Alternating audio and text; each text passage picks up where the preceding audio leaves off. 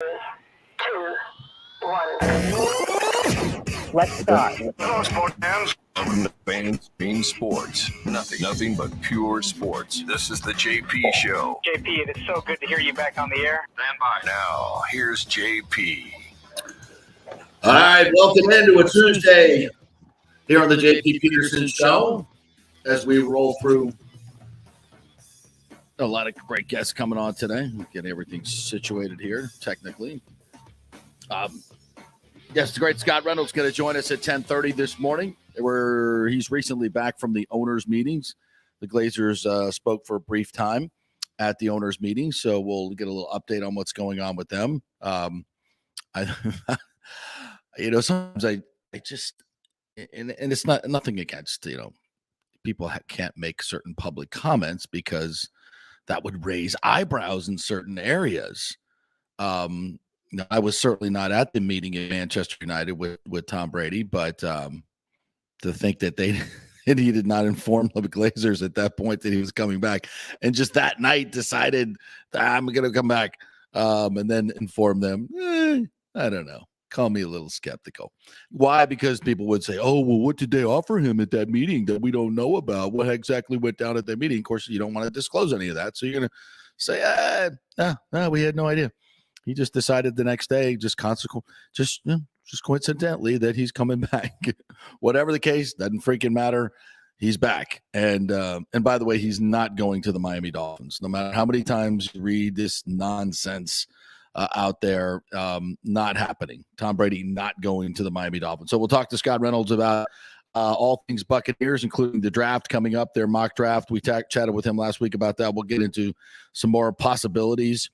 Also, our good friend Paul Wilson, our media critic, will join us to talk about the Academy Awards.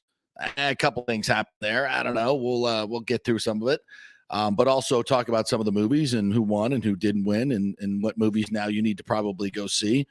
But we'll also just talk about the culture of Hollywood, and I absolutely loved what was going on over the past 24 to 48 hours, and the breaking down of the Chris Rock slap and what it means socially. And, a lot of women stepping up and going, "That's the sexiest thing I've ever seen.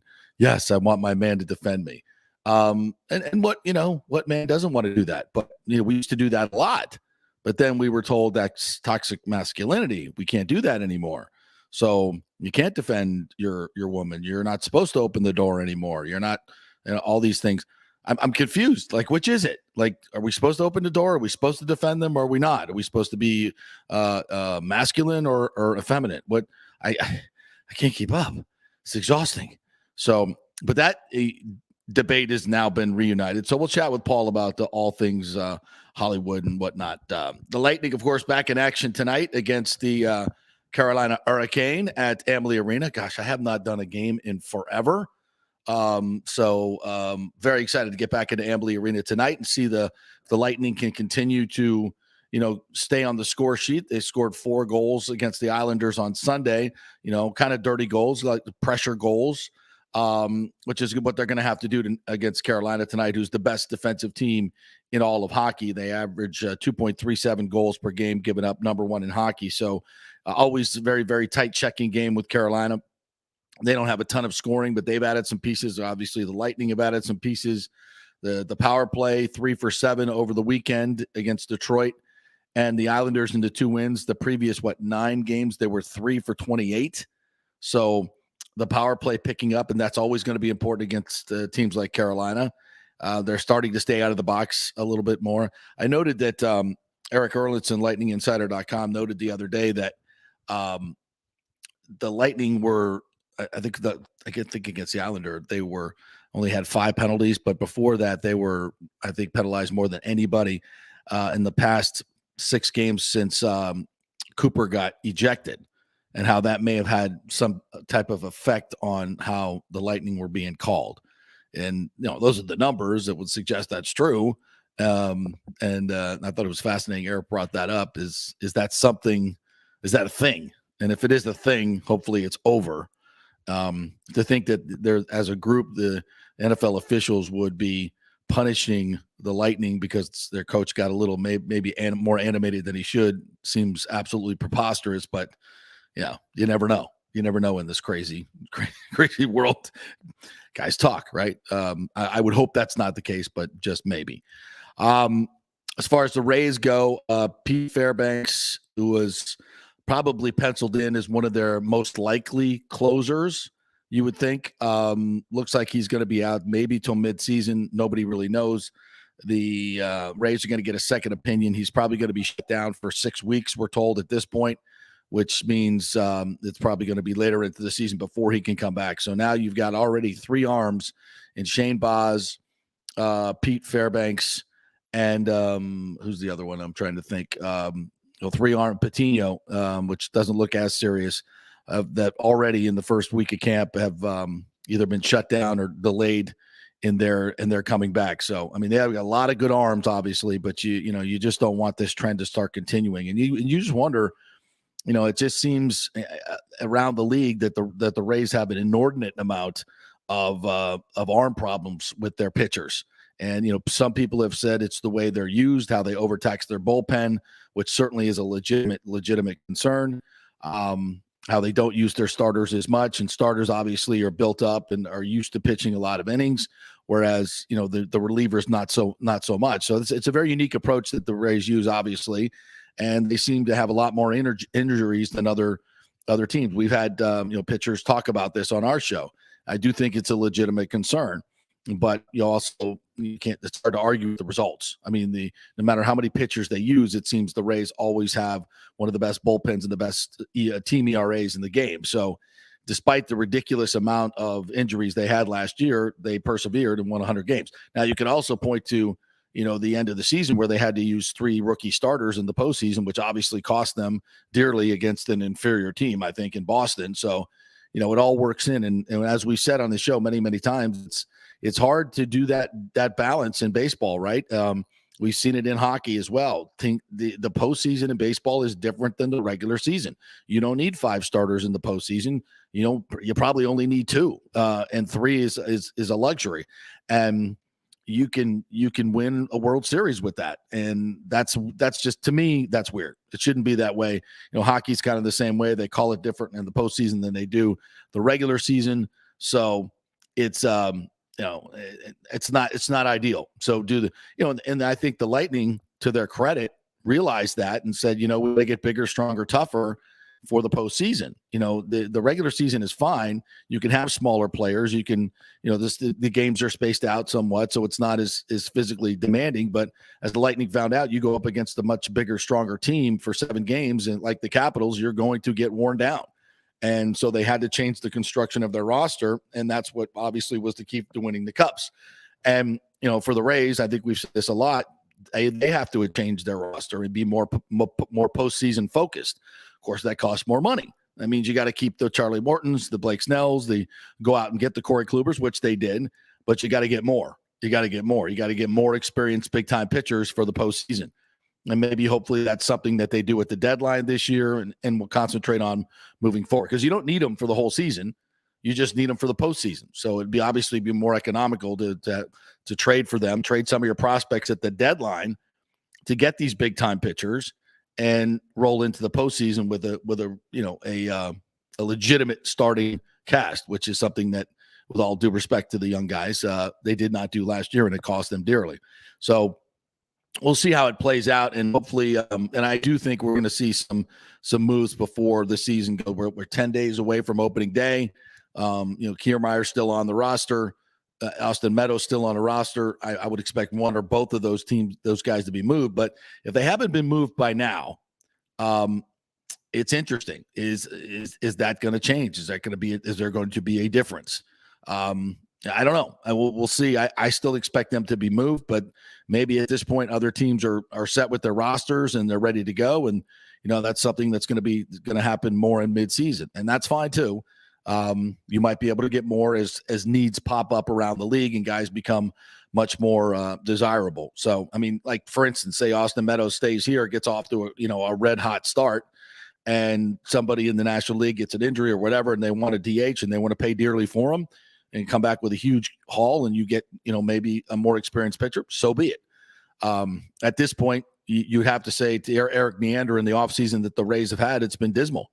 It's not been good. I mean, the exception of that in Kluber and Rayleigh, it's not been good. It's not certainly what they were capable of doing and should have been better. They should have addressed more needs.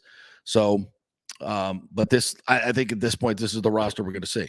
And also interesting to note, and we may try to get to it at some point today. Yesterday we had Wade Boggs on and Clint Hurdle and Ken Erickson as well. And my good friend Gil Searns. We were out at the Peter J. Mulry Golf Classic for his foundation. We raised a lot of money. This is a great day out there yesterday. I got to play with Wade and Gail and Wade's buddy Dave, and just a fantastic day. By the way, Wade Boggs at, what is he, 62 or 3?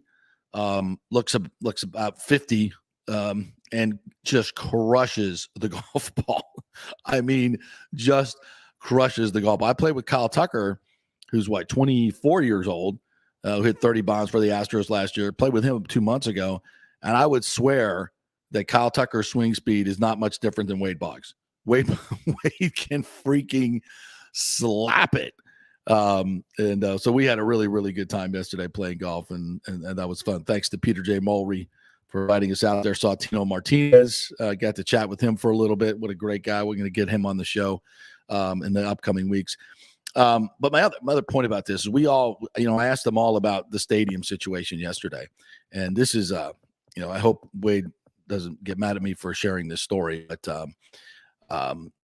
he told me something that just blew my mind. And we were talking about, getting true local ownership of this Rays team, and what a joy it would be to have people that are connected to this community, especially connected to the baseball community, be part of an ownership group that could, coalesce and bring all a bunch of local people together to get the stadium done in Ybor, to get the redevelopment of the Trop done, and make this an overall better region for everybody. And I kind of thought about this yesterday, and I think the two things should be very much tied together, because I think what happens is this becomes a very negative, divisive argument for some, St. Pete versus Tampa. And when you look at it from a regional perspective, it's not, it's what's best for the region. And I don't think anybody can argue. It's inarguable, frankly, with the numbers that putting a baseball stadium in the middle of the market that's accessible to 2.4 million people within a 30-minute drive, which is what the estimates will be in 2026 if a stadium were to be built. If we figured it out today, right? 2.4 million people as opposed to 670 to 700,000, which is what St. Pete will grow to at that particular time. I mean, it's not even close. So it's obviously a more than 3 times difference. And that's a huge, huge factor in terms of baseball, where you have 81 games. And this is something people don't factor in. It's like, oh, what about football stadiums? And even hockey games forever. You have much less games. There's much fewer games. So it becomes imperative to have a stadium that is easily accessible from a time standpoint midweek. The Monday through Thursday games are the issues. Friday through Saturday, or through Sunday, you don't have problem at the Trop for the most part. But imagine what you would draw on the weekends in downtown Tampa, and more importantly during the week, a Tuesday night game against the Twins, where you need to get 16, 18,000 to keep that average up around 23, 24,000. And those are the key metrics, really. And for that, you have to have proximity. You have to have proximity. People can come from work, so you have that downtown, many more businesses in the downtown West Shore area, much more accessible to downtown Tampa. Not to mention, the Lakeland, Bradenton, North Tampa, all those places, and Lakewood Ranch, all those. I was down there the other day. I mean, they're just building huge amounts of homes down there, and just busting at the seams, and everything growing towards Orlando. So with an eye towards the future, it's an absolute absurdity to even think about building a baseball stadium in St. Petersburg. It's a failed model, and there's nothing bad about that to say about that. St. Pete's a great place, and they would be much better off with a convention center on the Trop site and more affordable housing. And there's so many more things that they could do that would be better, much better for the citizens of St. Petersburg, who could still go to a Braves game, 30 minutes away for most of them, 30, 40 minutes away. So you kill two birds with one stone. You get this great development area that you could put a convention center in and bring many more jobs and tourists because you have the beaches right there. I mean, that's where people want to do conventions. Imagine having a convention center downtown St. Pete and how that would fill up the beach properties and the downtown properties. I mean, you're talking about bringing in millions and millions of people a year to a brand new venue like that. That's what Mayor Welch should be thinking about. And also at the same time say, hey, we can have the Rowdies downtown, and we can, and the team can, and St. Petersburg fans can still see the Rays if they're just across the bridge. I mean, that's what the mayor did in Atlanta when the Braves moved. He didn't say, "Oh, we got to keep them inside the city limits." No, he just said, "Oh, you guys want to move north of the city, and it's still in Atlanta. Might be called a little different city, Cobb County, but it's still part of Greater Metro Atlanta, as Tampa is part of Greater Metro Tampa Bay." So you kill two birds with one stone. You leave it in St. Petersburg, and it's a disaster. You spend $1 billion on a stadium, then we'll still have issues with attendance. So, and obviously, the point is, Stu Sternberg is the biggest impediment to this, and the only impediment, quite frankly. And, in talking to Wade and talking to Ken Erickson and talking to Clint Hurdle, who now lives in Anna Maria Island as a native Floridian, they know these markets. And a lot of people we talked to yesterday, Gerald Stearns, a longtime Tampa Bay resident, everybody knows that this is the place for it to be, but it's local ownership that's the key. And if we can get a consortium of powerful baseball voices like Wade Boggs and Fred McGriff and Tino Martinez and all these guys who agree, almost 100% that it should be in Tampa, and we want local ownership. We want somebody who cares about the community, not somebody who's intent on making every penny and holding up the development of Tropicana Field and in Ybor City, which is what he's doing now. Costing thousands and thousands of jobs, millions, if not up over $1 billion. We're talking about $2 billion in development being held up by one dude. That's not thinking of the community. That's not forward thinking. That's being very selfish. And local ownership would never do that. And that's what we need. And we have to put together a consortium of powerful voices that say to Major League Baseball, hey, this guy's not one of us. He never has been, doesn't care about the communities. We need him out. We get a local ownership group in here with voices that care about this community, both communities, and making both communities better as one community. That's what we need. Clearly, this is not something that the Rays have ever been interested in. I mean, but look at the stupid ass sister city plan. So that's what we need, and I think it's growing. And if we get all these voices to come together and say to Rob Manfred, hey, we want to make the Rays super successful here, and the impediment is this outsider that has never really cared about this community and needs to clearly give him an expansion franchise. Let him go somewhere else he wants to be, because he's never wanted to be here. And I don't care what he said. Look at what he's done. Look at what he's done, and it's not community friendly, and especially right now, what he's doing is ridiculous. So will we get those voices to come together? I think we can, and I think we should. And I hope you all join us in that. # remove Stu. And I want to share this story real quick. And this goes back to, local ownership. How many times have you seen Fred McGriff, Wade Boggs, these local guys that have played for this team celebrated? I mean, we don't celebrate our former players at all. And Wade told me that one time he asked to come back and visit some guys in the clubhouse, and they said no, it was off limits. I mean, media can go in there, but former players, guys that got their 3,000th hit in the Tampa Bay Rays, or Devil Rays uniform, not welcome. So, I mean, it's just not right. It's just not right. And I've said this many times. The Tampa Bay Rays are our team. They're not Stu's team. He may be the quote owner or the managing general partner, but this is a community asset and should be treated as such. And all we ask is just a limited, we don't ask a ton. We would just ask that the guy be a good community partner. If this community is going to enrich him to the tune of $1.5 billion, which is what that team is worth now, that he bought for about $200 million, then maybe he should have a little bit of deference in giving back to the community and not holding up all this development, so he can make every red cent that is possible. It's just not right. So as we get closer to this baseball season, we love to see the Rays flourish on the field. Everybody wants to, but I really don't want to hear, talk about attendance. I don't want to hear any of that crap, to be quite honest, because the attendance would be great if he just got off his ass and paid for half the stadium like he should have done 4 years ago. I asked him the question in the press conference why he didn't do it, and he said he did. It's complete bullshit. No, he didn't. He offered $150 million. He didn't offer $350 million or $400 million, which it would have taken to pay half.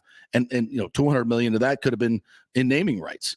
I mean, it's that was a bold-faced lie. He said he went all in. No, he didn't. He never went all in with this community ever. So we just need somebody who will. And again, you look at yesterday, the city or the state of New York pledged $850 million for a new football stadium. And the city of Buffalo, the region of Buffalo, is going to pay $550 million. So, I mean, there's a state stepping up big time, understanding the power of having an NFL team and keeping an NFL team. Now, should we be spending that much public money? No, I don't think so. I think that's a little out of whack. But half is good, because there's a lot of benefit that will come to the community, especially if the community holds on to a lot of the revenue rights like we gave up in the deal to the Glazers, which was wrong. And Ken Hagan has said that many times. That's too good of a deal. We need to retain a lot of revenues for this new stadium so we can do other things in that stadium, concerts and everything else. And the money doesn't go to Stu Sternberg. That would be wrong to do. So I do, and that's why you invest public money in this, so we can have some interest in the events that happen there and have some interest in not only the events that happen there, but make financial gains off of it and help pay for the stadium. So all of this is very easily done. And then, they're doing it in Buffalo. They've done it in Texas. They've done it in Atlanta. They've done a lot of places and built stadiums recently. It's not that hard to do.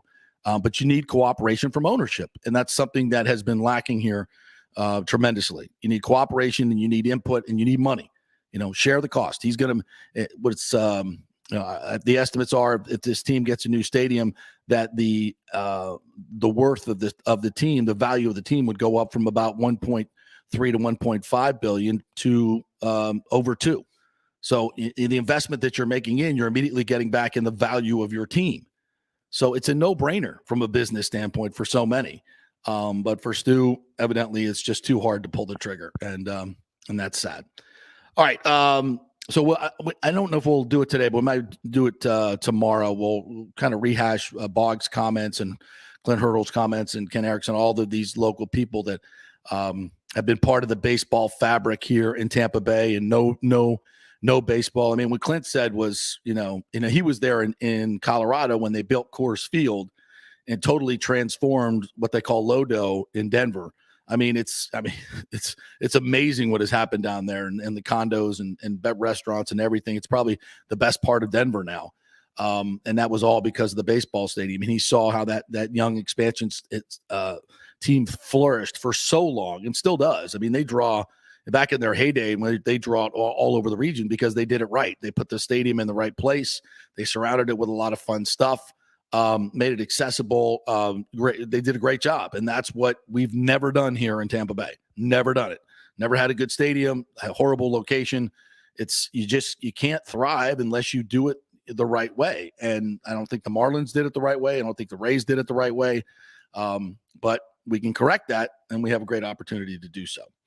So if you guys want to chime in on that, you can always hit me up at FanstreamJP, or go on to if you're watching on YouTube, you can go into our comment section and comment there on our YouTube section. Also wanted to jump in a little bit on some of the goings on in the owners meetings. A few stories that came out of there. One I could not believe. So I didn't realize this, but Bill Belichick has not named a defensive or offensive coordinator yet. Bizarre. I mean, just bizarre. And he was asked about it at the owners meeting. He's like, well, I'm not really big on titles. So, we all have a job to do, and we'll get the job done. And it just, it's just like, man, obviously he's going to run the defense. We get that. He's the greatest defensive mind in the history of the league, but the offense, it's not like it's great shakes. and you do have a young quarterback that probably needs some attention. It seems a bit arrogant not like they're not going to go out, without, people in those positions, but maybe doesn't want to call them coordinators or whatever the hell they don't want to call them.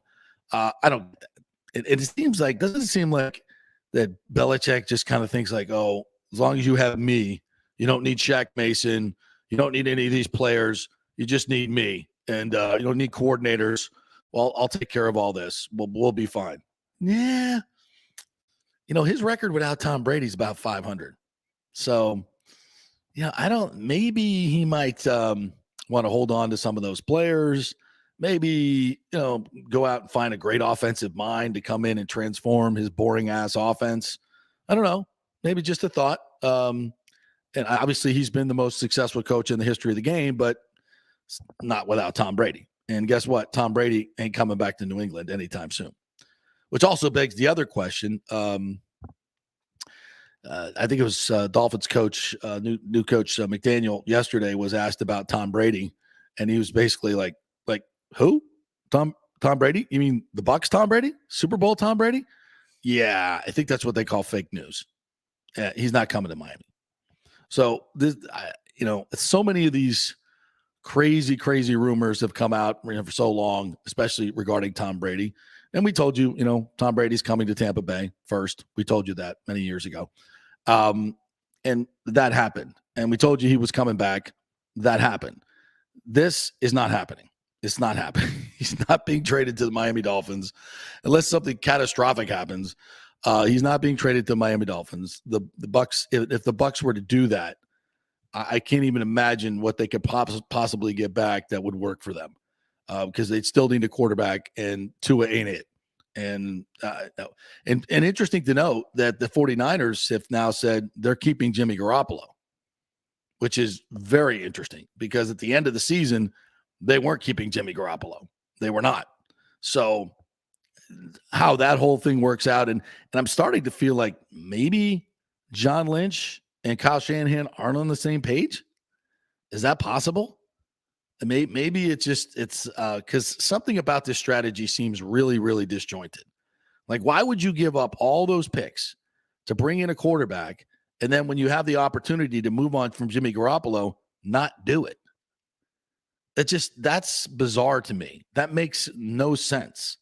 I understand in the first year, Trey Lance, want to throw him in there, a soft transition. But at this point, when especially there were so many teams that needed quarterbacks, why the hell is Jimmy Garoppolo still there? Because nobody wanted him. Hard to believe, especially with all the quarterback openings. The shoulder surgery he had that is going to, obviously put a little bit of a, he can't throw for a while. I think it was 4 months. So maybe that was the reason.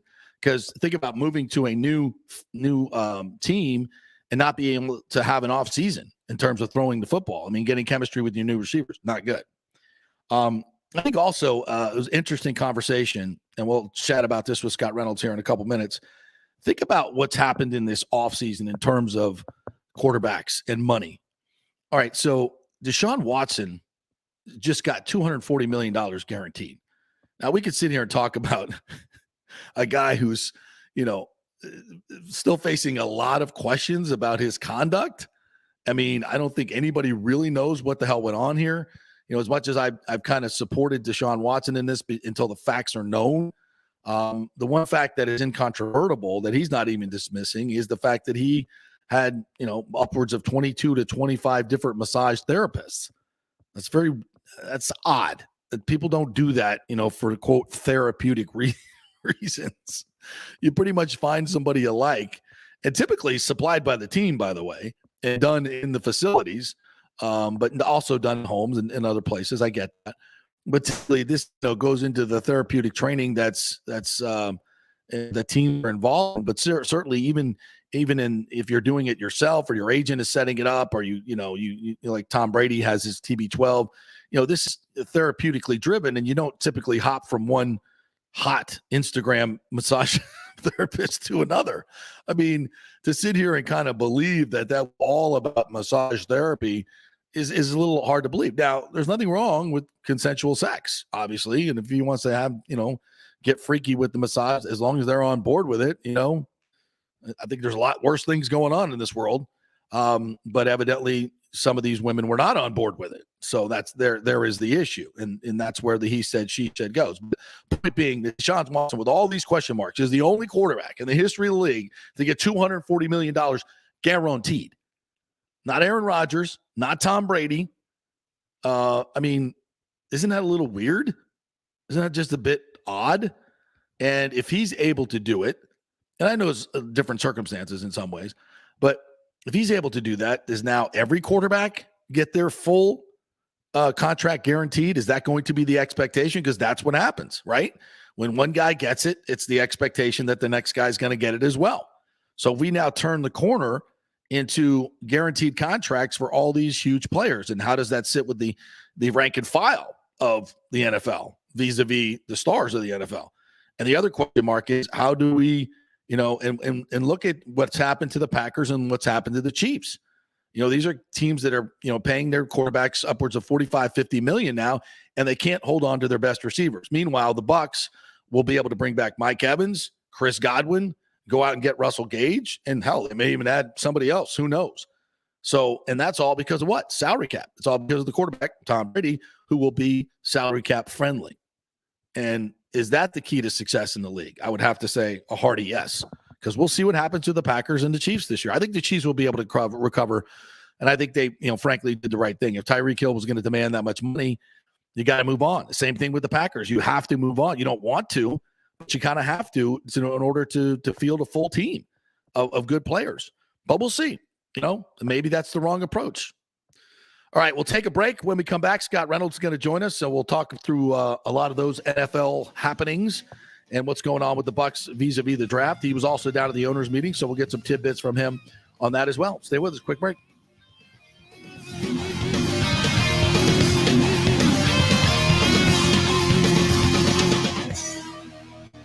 The health professionals at Bay Area Modern Medical Center want you to know it's time to commit to a new healthy lifestyle. It's literally a matter of life and death. 42% of Americans are considered obese, and being obese made you 3 times more likely to be hospitalized by COVID. So getting in shape is not just about looking better, it's about living much longer.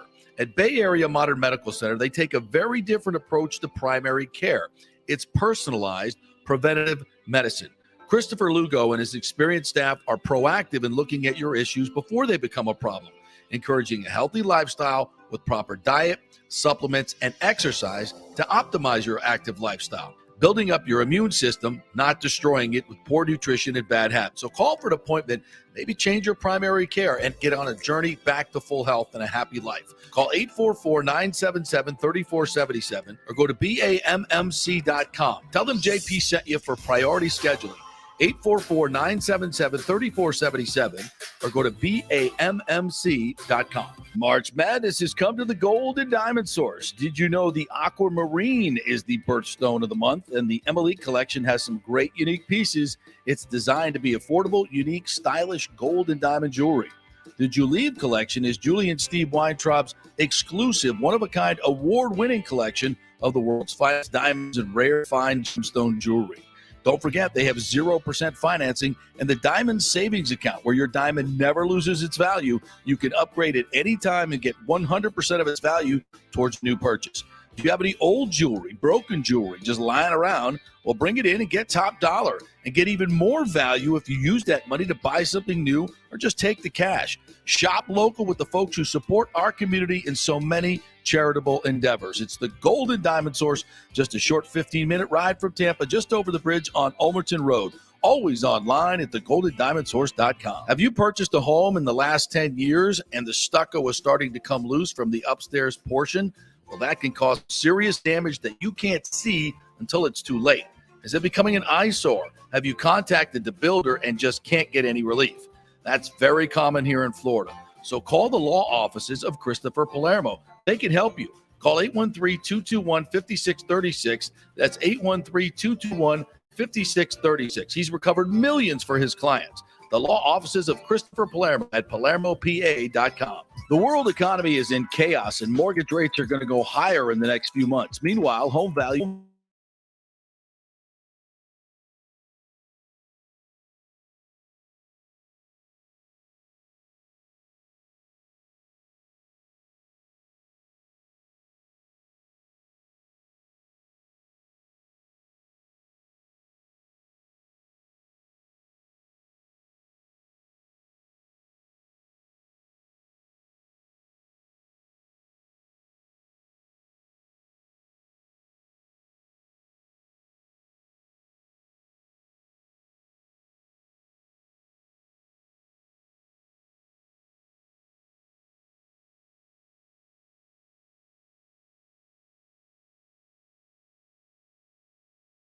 calls and concerns and give you workable strategies to be smart with your money. Reduce your payments. It's not just what you make, it's what you keep. 813-294-7595 or email him at scott@amstampa.com. Coming back at you. Now, more with JP on Fan Stream Sports. It's only just begun. All right, welcome back to the JP Peterson Show, presented by the law offices of Christopher Palermo. You can reach him at palermopa.com. If you have any issues with your stucco going bad, cracks in your stucco that lead to water damage, just talked to a friend of mine who had thousands and thousands of dollars of mold that they had to get out of their house because the stucco was not good, water got in, and it's bad news. So Christopher Palermo is an expert in the field. Give him a call. Just go to his website, palermopa.com, and contact him. All right, let's talk some Bucs and NFL with our good friend Scott Reynolds, who's making his way back across Alligator Alley from the winter meetings or the owners' meetings. What's up, my friend? How are you? Good. How are you? Good. How's the traffic? You okay? Everything good? We might be running into a little patchy cell area here, but we'll try our best to talk a little Bucs football with you. All right. The louder, the better. Sounds good. All right. So first of all, what did you learn from your brief audience with the Glazers yesterday? Not a whole bunch. I mean, I think the interesting thing about the Bucs right now, from the ownership standpoint, is obviously with Tom Brady back, it allows the Buccaneers to really continue to grow their fan base. That's one of the things that Joe Glazer said to me when I asked him about all of those years where the stadium was maybe even half capacity, and having to weather that storm as an owner, and now having all of those years with Brady and packed stadiums and what that means going forward. And he said, really, aside from winning the Super Bowl, that's the most gratifying thing as an owner is having the stadium full, because that's their objective, is to get as many Buccaneer fans in there, grow the fan base. And JP, when you look at that dozen or so years, right, where it was Josh Freeman, Mike Lennon, Josh McCown, Jameis Winston, right? There's a whole decade, a whole generation of Buccaneer fans that just weren't there. They checked out, or they liked other teams because the Bucs sucked. And now you have a couple of years of sustained success, a Super Bowl, and I think that the national appeal with Brady is really growing this fan base.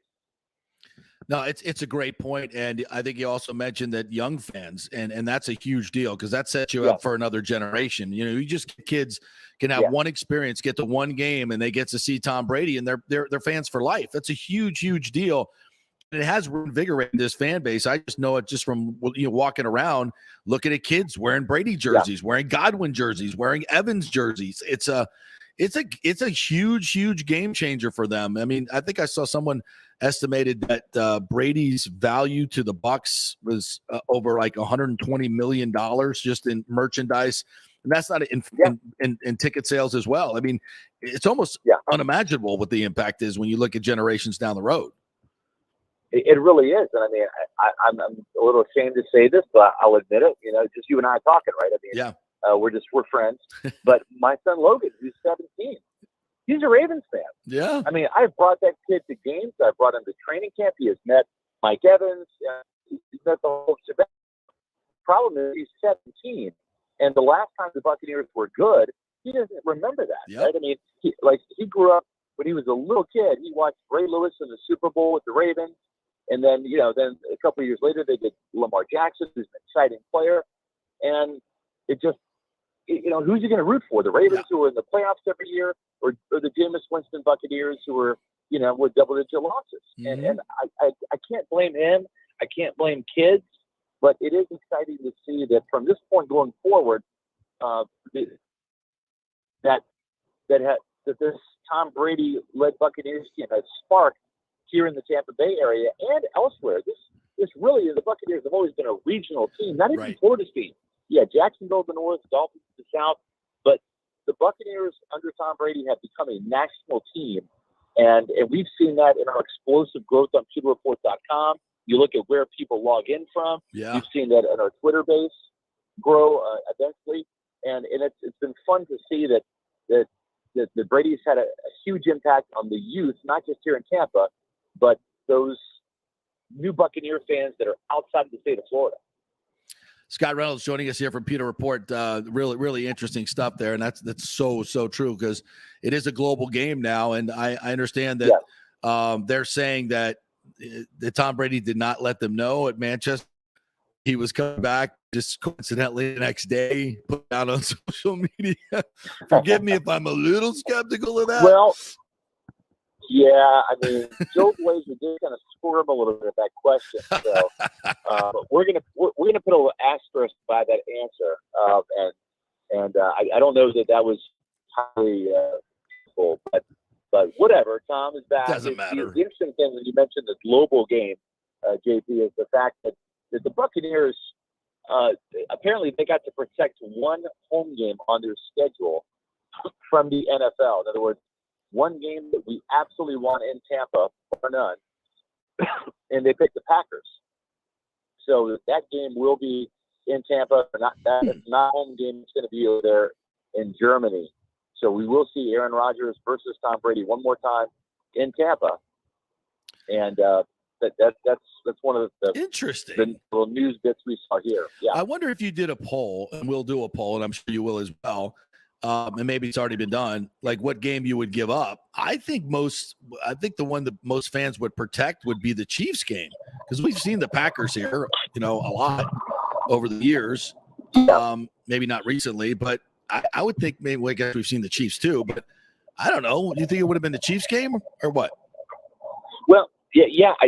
I think that there's a calculated move here by the Buccaneers. I don't think that if you look at a lot of the games that are overseas, it's not really marquee matchups. It's not, no. Right? It's not really those head-to-heads. And even the Buccaneers, when they were playing in London back in 2019, that was Bucs Panthers. Yeah. So I almost think that they made a calculated move and said, well, we don't think it's going to be Kansas City because we think one of the network games are going to want that for sure. Right. Oh, that's true. Right. Yeah, true. Monday night game or whatever. And probably even the same thing with Green Bay. I think they just said, we're pretty sure one of these games, or at least both of these games are going to be home, but we're going to pick one of them. We want to keep the Packers. So I do think it's going to be maybe one of those divisional games, Saints, Panthers, Falcons. That seems to be what the Buccaneers brass believes will happen. They don't know yet. The league hasn't made that determination. One thing we do know, though, is the NFL schedule used to come out before the draft. It will come out after the draft again. I believe it came out May 12th last year. And they're going to announce the date that the schedule will be released on draft day. So we're getting closer to finalizing who the Bucs will play when. We know the teams they will play. Right. But how many of those primetime games are they going to get? How many primetime games are going to be at home? And certainly who that opponent is going to be over there in Germany. That's interesting. And also, kudos to the Bucs. Obviously, from a competitive standpoint, you want the NFC game against the Packers to be at home, have a home field advantage, because that's going to be a more important game when it comes to tiebreakers than the Chiefs in the AFC. So kudos there. Yeah. Anything else you picked up at the owners' meeting besides the fact that Tom Brady's not being traded to the Miami Dolphins in case there's some? I swear to God, it seems like the stupidest thing ever, but there still seems to be legs given to this by some somewhat credible people in this business, and I don't get it. I've heard nothing of this, and it makes zero sense. If you want to tell me that Tom Brady's going to be a Miami Dolphin next year, okay. I can buy into that because I got the strong sense from Jason Light that there will not be a Tom Brady contract extension. He didn't come out and say that, but I am operating under no assumptions that Brady is interested in doing any type of extension right now. Now, it's not to say that he's not going to re-sign with the Buccaneers. He can. But I think that he wants to be able to make that decision. He wants control next year. He wants to be in control of that decision. Yeah. So if I had to bet, I think this will be his last year in Tampa. We'll see, how he feels, what happens to the team, how close they get. Do they win it? All of that stuff. But Brady will not be signing an extension. I would pretty much bet money on that. The other interesting thing that Jason said was, and really it was the way he said it, kind of the demeanor. He seemed very cool to the idea that Ndamukong Suh is going to be back. And the thing is, they need a defensive tackle, right? They need that for sure. But it seems to me, if I had to make an educated guess and read between the lines, that Suh wants to come back. He wants to come back top 10, and Buccaneers would love to see him come back for a little bit less. And for Suh, listen, he's had back-to-back years with 6 sacks. He's still playing at a very high level, even though he's 35 now. The thing is this has been a weak free agent defensive tackle class. It's a weak draft for defensive tackles. There really is only about 4 guys, and 3 of them are probably going to be in the first round. Devontae Wyatt and Jordan Davis from Georgia. I don't think the Buccaneers are interested in Jordan Davis because they already have that guy, a better version of him in Vita Vea. And then Travis Jones, that's a possibility at number 27 for the Buccaneers, the defensive tackle out of UConn. Mm-hmm. And then Yamori Uwazurike from Iowa State. We had him in our latest mock draft. He's another player that fits what the Bucs are looking to do. But I almost think that Jason Light wants to see maybe if the Buccaneers can grab a defensive tackle in the draft, then that might give them some leverage to come back to Suh and say, we want you, but we don't need you.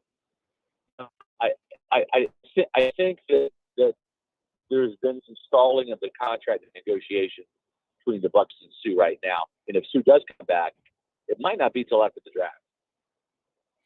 Yeah, that's interesting, and that's great news too. Because I just think that he played so well, and not only that, he's such a great locker room presence for younger players, yeah. and I just love listening to his interviews as well. So as a media person, I'm just absolutely elated that he will be coming back. He's such an interesting character, and he's one of those guys that, and they've come along sometimes where, watching him from afar and listening to reports from afar, you're like, wow, this. Is this some type of cantankerous guy? And like, I'm not sure I would really want to sit down and have a beer with him. And then you get to know the guy, and he comes here, and you talk to him, and you're like, oh my God, what a completely different perception I have of Ndamukong Suh. And that's why you always got to be very careful. Be very careful about developing like a national perception of certain athletes, because it can be completely different. He's a great example of that, is he not? Yeah, and to his credit too, I think he's grown and matured as a player, and he's married now. He's entered the league. He wasn't, so players can grow and evolve personally, professionally. I think that the league is seeing the best of Ndamukong Suh right now in his time with the Buccaneers, and listen, remember there was a bit of a controversial move when he literally just cut Gerald McCoy to sign Ndamukong Suh, and Gerald had his fans and all of that. I think Ndamukong Suh has been a way better defensive tackle for Tampa than Gerald McCoy ever was, and I'm not saying that in a negative way about McCoy so much as I'm praising Suh because of his ability to stop the run.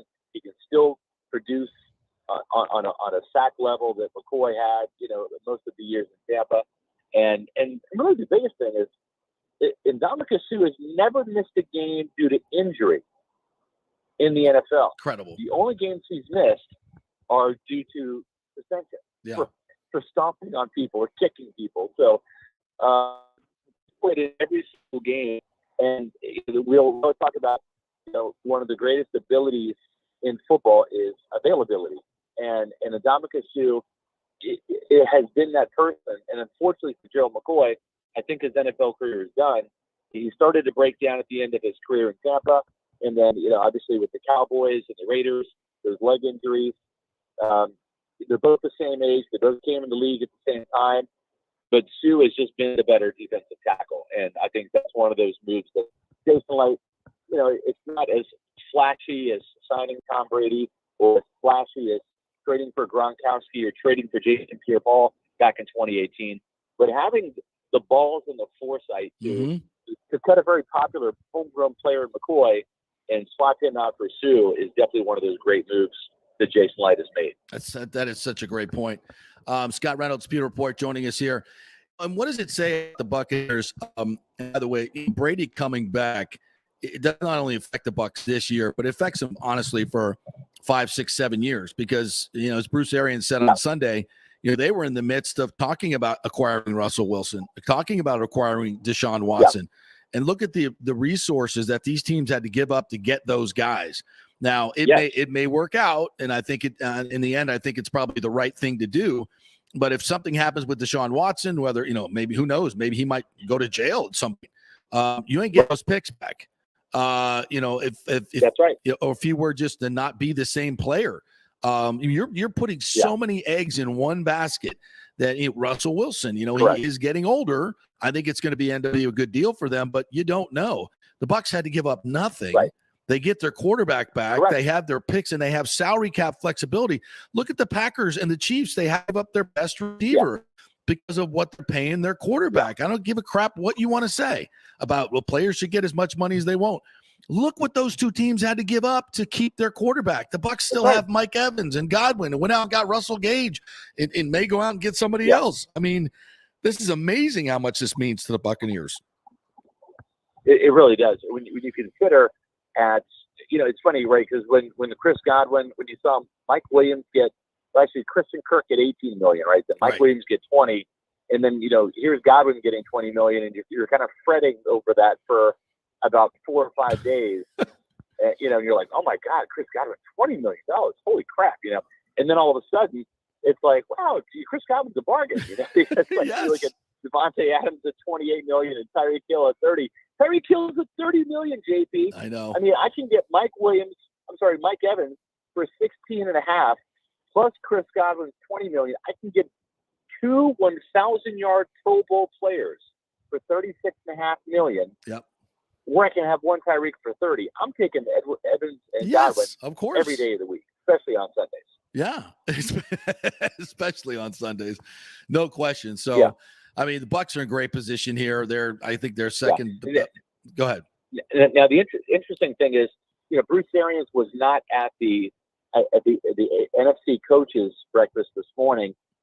He left due to a personal matter yesterday. He's okay. Nothing.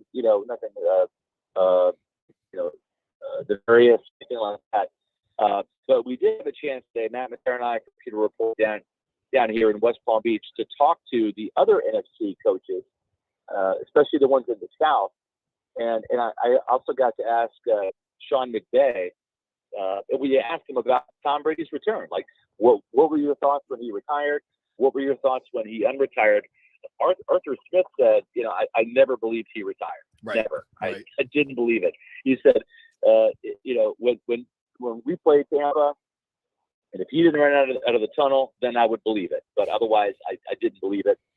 Sean McVay said, and I quote, this is his reaction when Tom Brady retired and then unretired. He said, and I quote, I was like, shit, man, could we get this guy the hell out of the league? And Cliff Kingsbury, who the Buccaneers will play this year when Arizona and Tampa Bay square off. He said they have a great team there in Tampa and a great setup. So it's good for everybody in the league that Tom is back, except for teams in the NFC. Right. So a lot of these head coaches were, here we go again, Brady and the Bucs. So, yeah. And it's like you said, and we're not guaranteed anything past this year. So suck it up, Buck fans. Enjoy every moment of it. This is a huge deal. And was there any sense that you got down there of the, I know Arians addressed it again, the quote rift with Brady, blah, blah, blah. And, it just seems like, and I've even heard people, are asking me, oh, I heard that Arians is going to, retire to 2 months from now for quote health reasons, blah, blah, blah. That's part of the Brady thing. I'm like, that seems a little tin hat for me. I don't know, but I think it's all been put to rest. Yeah, I think so. And listen, again, Jason White even kind of talked about this in his press conference, not down here, but in his latest one. It's not uncommon for there to be disagreement. Of course. Right? I mean, I asked Jason Light what it's been like working with Bruce Arians, and he said, he's my best friend, right? But it's like you have disagreements with your best friend. Absolutely. You have disagreements with your coworkers. You have disagreements, whether you are, the subordinate or you're the superior. It's like you're not always going to agree, and that's okay. And at times that can be healthy, very healthy. And so, was there a riff? I don't know if Bruce Arians would classify it as that, or even Tom Brady would. But did they agree on everything? Did they see eye to eye? No. And that's to be expected. And do those things have to get ironed out? Yes. And sometimes you just have to have the dialogue. Sometimes time kind of, heals some wounds. And I'm not saying they were wounds, but time can ease and get better. And listen, every organization, like that was a monumentally tough loss. And you know what, JP, you and I have been in this market for a long time. And it's, I think the 1998 NFC Championship game, right, Rams and Bucs, that's probably the most catastrophic loss for the Buccaneers that I have felt covered in my 27 years, right? Agreed. I think that's probably the number one on the list. Number two is probably that Bucs-Rams game, especially how it was so disappointing in the first half. They rallied, they got some breaks, they made some things happen at the end. They were in position, and then boom, you lose.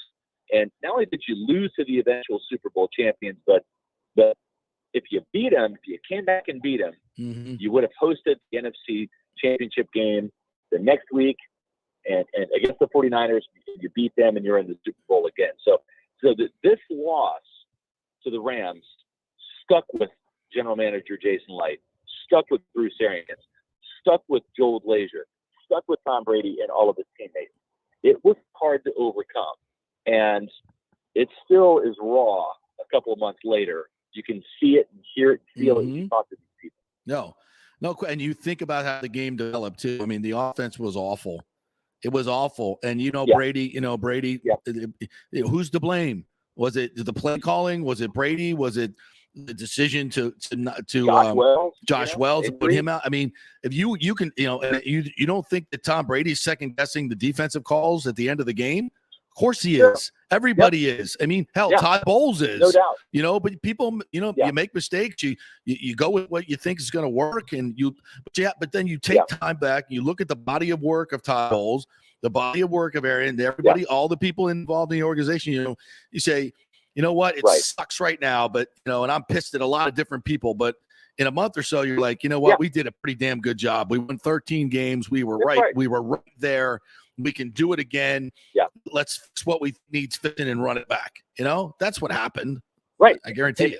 And you know what? I mean, especially for players like Tom Brady, who've been in the league for so long, and they're 45, they're not 25. Listen, it was Brady pissed at Todd Bowles. Probably. That's natural. But you know what? Brady knows that nobody's more pissed at Todd Bowles than Todd Bowles. Exactly. Right? I mean, and so you have to understand that and have some compassion and say, God, that play call really screwed us. But you know what? Todd Bowles feels even worse about it than I do in hindsight. Right. Because in hindsight, it's all 2020, and if you ask Arians, if you ask Bowles, would you do it all over again? Of course they would change the play. Of course they would do something different because they know the outcome. The outcome is you're in field goal range. Game over, right? I mean, that's just how it is. Mm-hmm. Yeah, it's and one more interesting thing too about that Rams game, and we saw with Antonio Brown leaving, how it drained their firepower, and then not having Chris Godwin in the lineup drained their firepower, and even Leonard Fournette to a degree. But it's interesting to note that out of their top 30 visits, the Buccaneers have a pair of first-round wide receivers coming into Tampa for a visit. Treylon Burks from Arkansas, Chris Olave from Ohio State. And so you say, all right, well, hold smoke. How are they going to get a first-round wide receiver on the field, right? You got Chris Flynn at $20 million, Kevin at $16.5, Russell Gage at 10. We imagine Gronk's going to come back. They're going to have to feed him the ball too. The reality of it is, in Bruce Arians' 3 seasons in Tampa, In 2019, the first one, right? He didn't have Godwin or Evans or Scotty Miller for the last 2 games of the season, Right. and they lost. And in this past year, they didn't have Godwin and Brown. That's 2 out of their top 2 wide receivers were down this year. They were down all 3 of their top receivers last year. Oh, and by the way, Rashad Perriman and Cyril Grayson were also out. That's right. Against the Rams. So I asked Jason Light point blank, I said, is this an offense that's so wide receiver driven that you really need 4 starting caliber wide receivers? And he didn't come out and say yes, but he said that's a position that you could never have enough good players at. You say that about a lot of positions, but that really hurt us not having wide receivers down the stretch. And so I'm telling you right now, it may sound crazy, but I would not put it past the Buccaneers to draft a wide receiver in the first round. If some of those guys, like a defensive tackle, or if some of the guys that they really want are off the board, I wouldn't put it past them taking a big play wide receiver there. Even though you just signed Gage and Godwin and Evans, obviously is still going on his deal. They'll find a way, rotate those guys in and get them. But really, you just need starting caliber playmaking wide receivers. And we saw what happened when this team was healthy in 2020. Yep. Godwin, Evans on the field, AD, they won the Super Bowl. And we saw what happened when that wasn't the case last year. Never have enough depth in this league, no doubt about it. It's becoming a quarterback wide receiver league. It was just a quarterback league. Now it's a quarterback wide receiver league because of the way the rules are played. So you got to go. You got to adjust, and that's what the Bucs are doing. They're leading the way, actually. Great stuff as always, Scotty. Tell everybody how they can get all the great content and what's coming up with Pewter Report in the next week or so. Well, we've killed it with a bunch of stories from the NFL owners meeting down here in West Palm Beach, and Matt Matera and I, we're driving back to Tampa. Now we're going to be on Pewter Report TV on our YouTube channel. That's Pewter Report TV on YouTube at 4 o'clock today, live, recapping everything that we've heard, plus some new stuff from the NFL owners meeting. And we've got these Pewter Report podcasts 4 days a week, typically at 4 o'clock, Monday, Tuesday, Wednesday, and Thursday. If you miss it live, you can still subscribe and watch those podcast versions on our YouTube channel, Pewter Report TV, and lock it into pewterreport.com for all your daily Bucs news, and follow us on social media on Facebook, Instagram, and Twitter at Pewter Report. You're a Bucs fan, you got to be tuned in Pewter Report, no doubt about it. Great stuff, Scott. Thanks, buddy. Drive safe. We'll chat soon. You got it, JP. Thank you.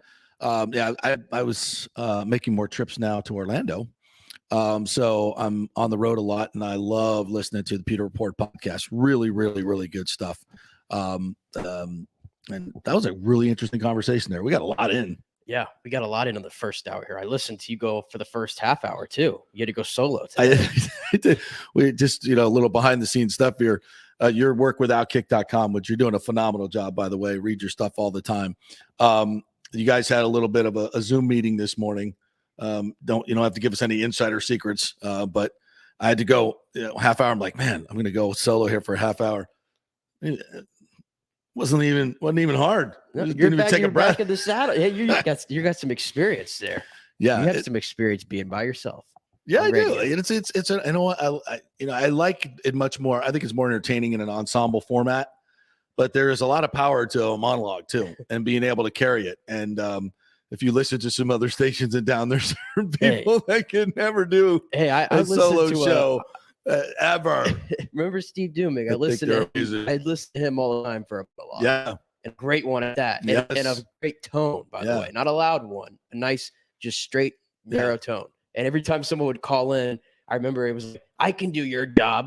And he's like, all right, you want to speak for 30 minutes? See how easy it is. Yeah. It's not. No notes. Well, I got notes. I take notes. But you don't have a script. And I some days, I'll be honest with you, some days it's hard.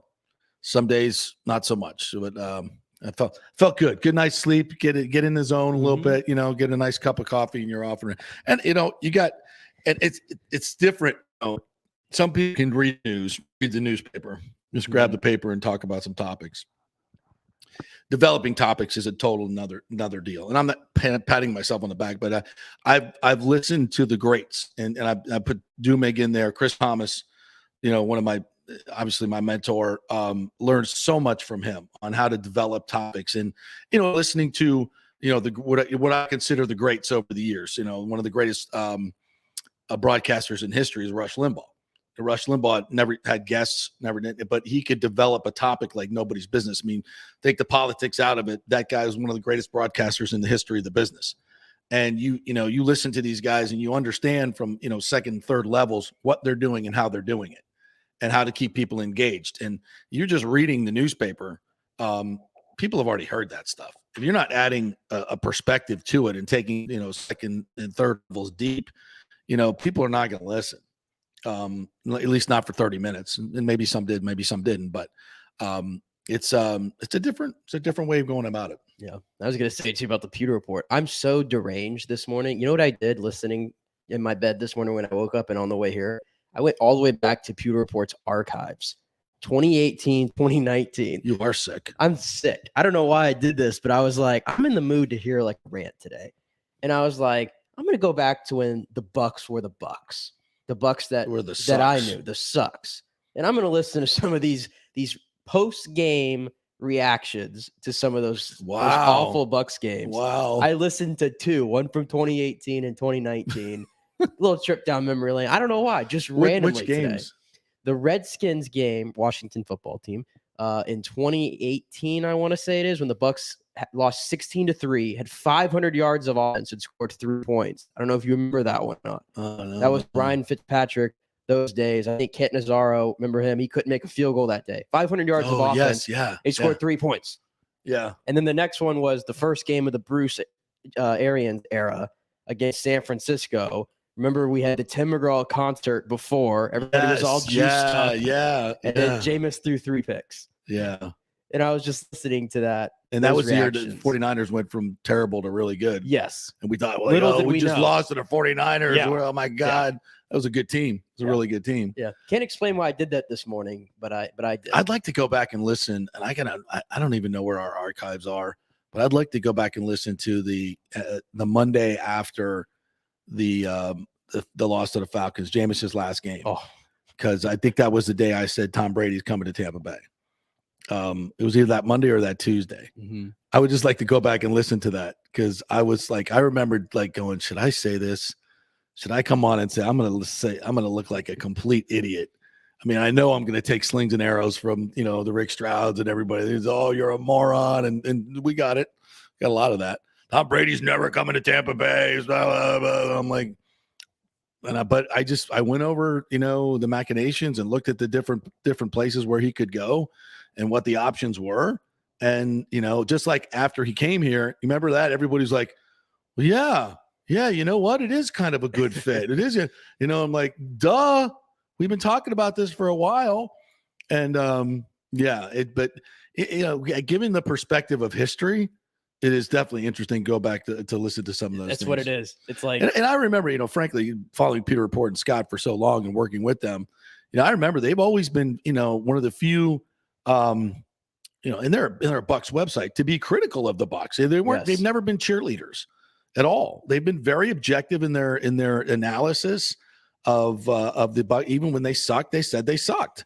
And that's not always the case with, a lot of the media places around here. They were doing their post shows in the press box. Yeah. I'm sure with people with the Bucs walking by, hearing what they were saying, where they literally did a segment and they said, if you're the Bucs, you can realistically only keep 6 players for next year. The rest of them have got to go. Yeah. I mean, just non-objective stuff or just really objective stuff like that. And that's why they're still going after all these years. And to the Bucs' credit, they never got mad at the Pewter Report. The PR guys never got mad. They never said, you shouldn't say that. Don't say that. We're not going to give you access. We're taking your credentials, like some other organizations in Tampa Bay, the Rays. But they didn't. So they recognized it and they got better. They got better as a franchise and they made the bold moves and did what they had to do to win a Super Bowl. And, great on them. And we talked a little bit about the Glazers in that situation. And I say, did Tom Brady tell him he was coming back? I'd have a hard time believing. But if they say that, then what happens? Oh, so what did you say to make him come back? Did you offer him a piece of the franchise? That's illegal in NFL rules. You can't do that. Blah blah blah blah blah. And so they're not going to deal with that. And frankly, it's no consequence when he told them, when they found out, doesn't matter. But it just, sometimes it opens up a can of worms. They just don't want to open up. So I get it, and nor should they say that. But do I, gun to my head, do I think they? Yeah, absolutely, they did. I said if they didn't offer him a piece of Manchester United or an opportunity to buy in after his playing career was over, then that would be a huge misstep by the Glazers, because that's an arrow in their quiver that they had. If they did not use it, they're fools, and they're not fools. So I guarantee you they did it. But do I know for sure?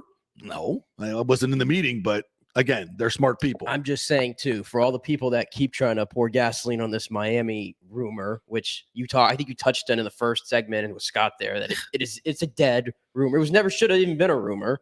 It was started by the Mike Florios of the world, who I think has a vendetta against this era. Oh, there's this area. No question. He hates Tampa no Bay. question. Hates it. But it's one of those things where Stephen Ross is the number one booster at Michigan. He's the Dolphins owner. He's Brady's building a house in Miami. He's forever home in Miami. And you start making all these connections, which are true. But, there's one thing you're leaving out. There's like contract situations and, things like that kind of get in the way. Yeah. And I was going to say too, I'm like, when it comes to the Glazers and Manchester United, would you rather have a stake in Manchester United, the biggest brand in world soccer, or would you rather have a stake in the Miami Dolphins? Well, I was going to say the little Inter Miami, the new soccer team there, because David Beckham's there. Oh, and aren't Tom and David Beckham friends too? They are. They're best friends. Yes. They go out on the boat together, and Tom throws passes to his kids. There you go. Yeah. So, that's all great, but there's a business to be run here, and was said from the very beginning, the Glazers are not going to, to be benevolent, say, oh, let's let Tom go play wherever he wants if he does, if he's a little upset at Bruce or somebody else, and no, it's like, and this is what we said about this a couple weeks ago. The Bucs played this so well. They knew Brady wanted to come back and play. They knew it. And they knew that he, for a short time wanted to go play somewhere else. But when he came to his senses, he'd understand that Tampa's the best place for him. And by the way, we ain't rolling over to let you go play wherever the hell you want to go. If you want to go, it's going to take a lot of compensation. And if you don't want, then we're okay with Blaine Gabbert and Kyle Trask. Right? We're okay with that. You were okay with that. No, I'm just saying the Bucs put that out there. Yeah. With, I think, like putting their, they were playing a high stakes poker. If this offseason has taught us anything, they had Gabbert and Trask in the, as their hold cards. Yeah. They flipped the other ones over, and they were like sitting there, and they went all in. Yeah. If this offseason's taught us anything, don't take any of what anybody says to heart. Don't take any of it. None of it means anything. Don't use what they say.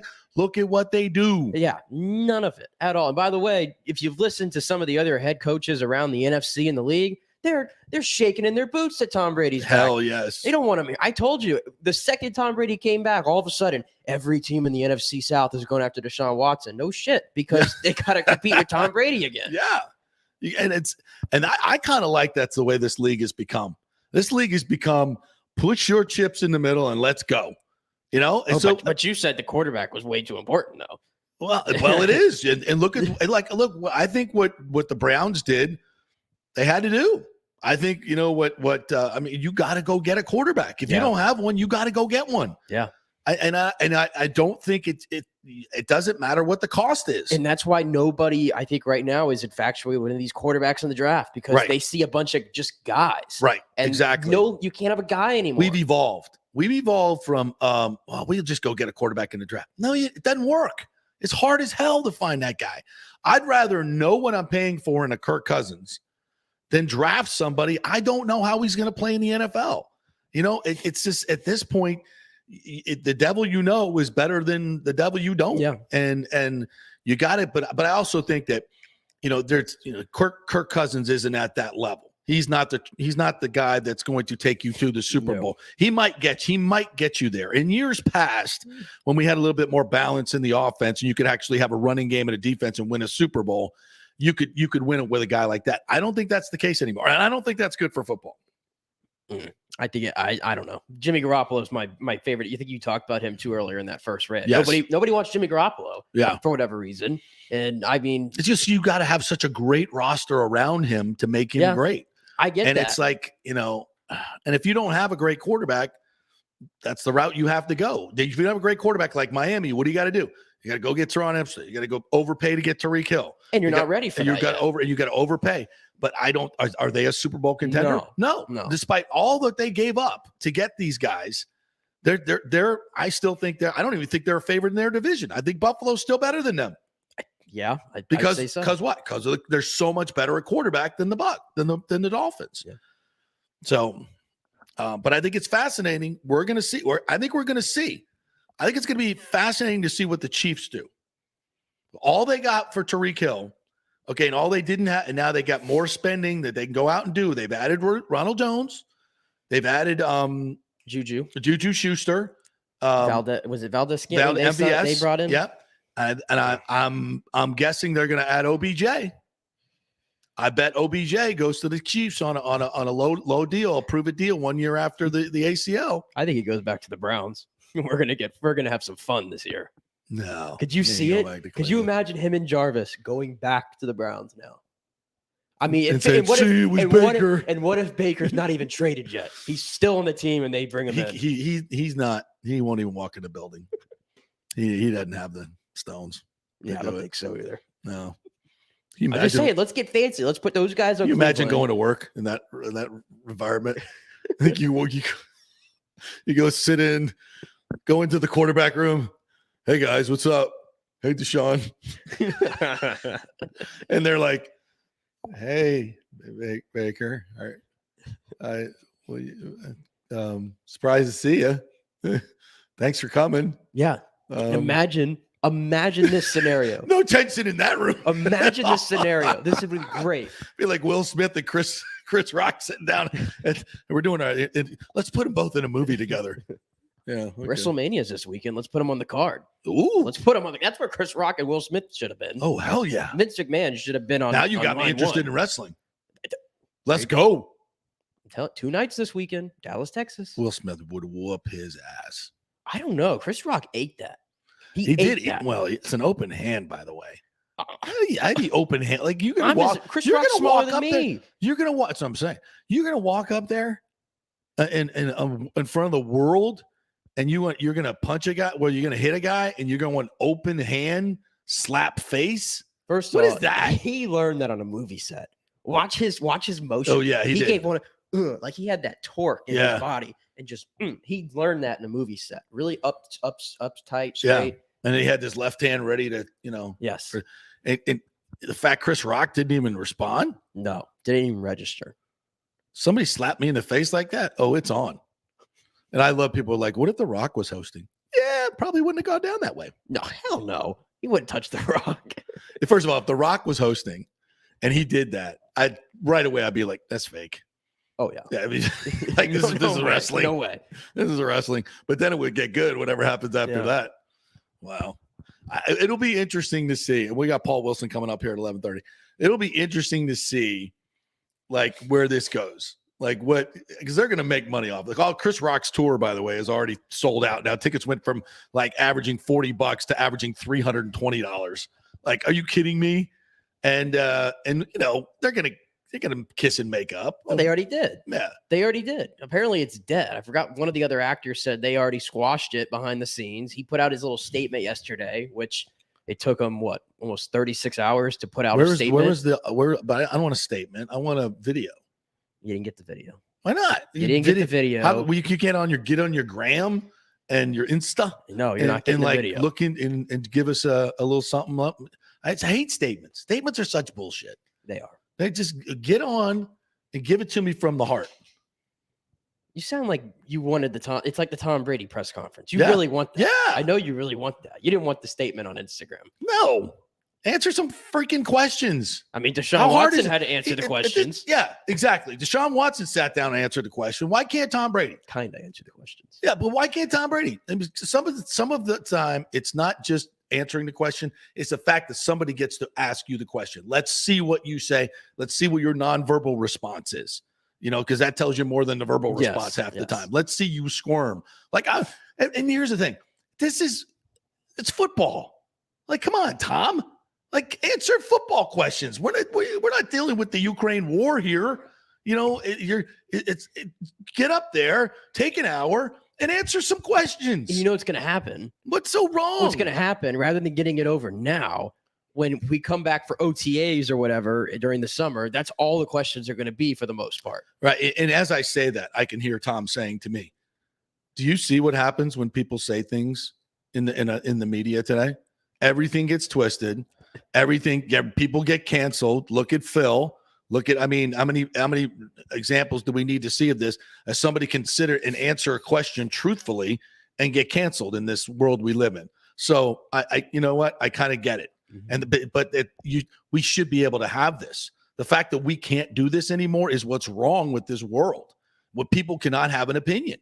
People cannot just speak the truth, cannot say what from their experience, how they feel about a certain subject, because doesn't that suck?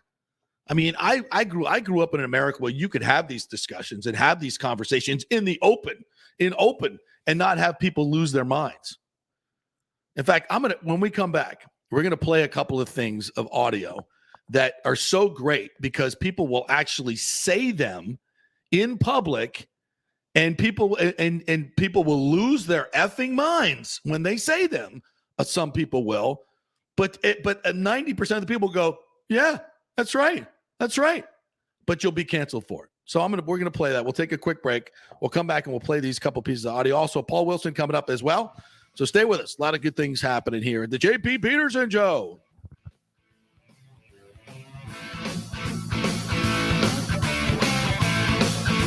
March Madness has come to the Gold and Diamond Source. Did you know the Aquamarine is a birthstone of the month? And the Emily collection has some great unique pieces. It's designed to be affordable, unique, stylish gold and diamond jewelry. The Julieve collection is Julie and Steve Weintraub's exclusive, one-of-a-kind, award-winning collection of the world's finest diamonds and rare fine gemstone jewelry. Don't forget, they have 0% financing and the Diamond Savings Account, where your diamond never loses its value. You can upgrade at any time and get 100% of its value towards a new purchase. Do you have any old jewelry, broken jewelry, just lying around? Bring it in, get top dollar, and get even more value if you use that money to buy something new or just take the cash. Shop local with the folks who support our community in so many charitable endeavors. It's the Golden Diamond Source, just a short 15-minute ride from Tampa, just over the bridge on Ulmerton Road. Always online at thegoldendiamondsource.com. The health professionals at Bay Area Modern Medical Center want you to know it's time to commit to a new healthy lifestyle. It's literally a matter of life and death. 42% of Americans are considered obese, and being obese made you 3 times more likely to be hospitalized by COVID. So getting in shape is not just about looking better, it's about living much longer. At Bay Area Modern Medical Center, they take a very different approach to primary care. It's personalized preventative medicine. Christopher Lugo and his experienced staff are proactive in looking at your issues before they become a problem, encouraging a healthy lifestyle with proper diet, supplements, and exercise to optimize your active lifestyle, building up your immune system, not destroying it with poor nutrition and bad habits. So call for an appointment, maybe change your primary care, and get on a journey back to full health and a happy life. Call 844-977-3477 or go to BAMMC.com. Tell them JP said priority schedule. 844-977-3477 or go to BAMMC.com. Let's go. Right now, back to the show with JP on Fan Screen Sports.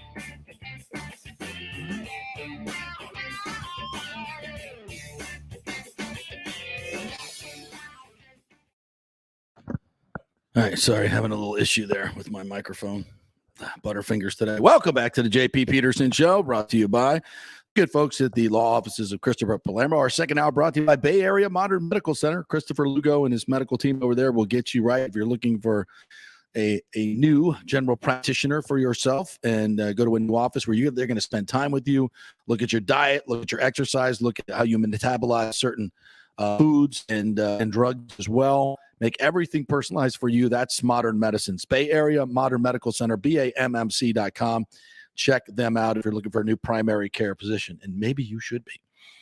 So we're talking about what can and cannot be said in this day and age, which is really sad. It's sad for discourse because that limits the amount of opinions that people can have. It's totally skews what we think public opinion is, because some people have a louder voice than others, even if it's manufactured through social media, what they censor and what they don't censor, what they throttle down or shadow ban. So much of that shit going on right now. It's just awful. And I hope Elon Musk does buy Twitter. It would be awesome to actually have a free and open flow of ideas. So here's a couple of clips that, of very famous people saying certain things that in this day and age will make certain segments of the population lose their minds. I found this very interesting. This is from the Wendy Williams show, who I think is just hilarious. And this is what Anthony Mackie, right? He's the Falcon. In these great superhero movies, and they were talking about Chris Rock and Will Smith, what happened, and the whole dynamic between ladies and men, what's expected, what's not expected in this modern day. So here's the exchange. I think this is funny. You make daddy a sandwich. Most of the time. No. Let me ask you this. Well, okay, let me ask you this. If me and you out and somebody say something slick to you, you punch him in the face. You want me to smack him in his mouth, right? So if I take you on a date and I say, look, baby, we gonna go Dutch. No. Exactly. If we walking up to the car and I don't open your car door, what do you say? Open the door. You better believe it. Yeah, no, I am with you. I think so you make daddy a sandwich. I think I will. You can't have it both ways, ladies, right? You can't have it both ways. Is that fair? Yeah, it's fair. I mean, you want us to act like men and be out there, but if we ask you to make us a sandwich, somehow that's demeaning, right? And it's not that I can't make the sandwich myself. Of course I can. But, this is what in a relationship, and it's not that it's her place to make the sandwich, but it's like there's give and take and there's certain roles that you want us to play, and you want us to be masculine in certain ways, but then in other ways, you don't want to play a role that may be more of a traditional role, right? But look at you. You're not even picking up your microphone. You're like soon to be married. You're not even picking up your microphone. All right, so here's another. So we have all this talk about transgender athletes, obviously with Thomas, and should there be women's sports? Should there not be women's sports? Leave it up to Dave Chappelle to always keep it real and to say what everybody thinks in only the way that he can say it and get away with it. Dave Chappelle, my favorite. Say LeBron James changed his gender. You know what I mean? He can't stay in the NBA. Or, because he's a woman, does he have to go to the WNBA where he will score 840 points a game? What does it actually mean to be equal? You know what I mean? Like, women are actually equal to men, then there would be no WNBA, would there? You would just be good enough to play in the NBA with us. Or, here's another idea that's going to be very controversial. You could shut the fuck up.